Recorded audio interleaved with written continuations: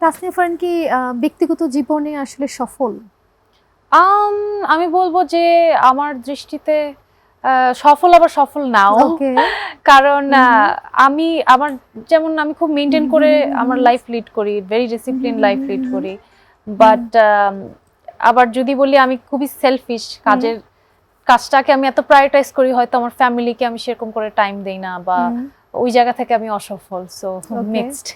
আচ্ছা, তাসনিয়া ফারিন ভীষণ চমৎকার, চমৎকার কাজ করছে, দর্শকদের উপহার দিচ্ছে। তো ৫ বছর পরে তাসনিয়া ফারিন আসলে নিজেকে কোন জায়গাটাতে দেখতে চায়?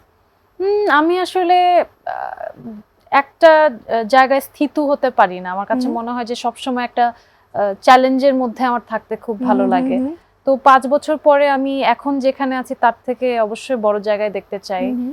আম হয়তো ইন্টারন্যাশনালি কাজ করতে চাই। Something which is bigger than where I am now.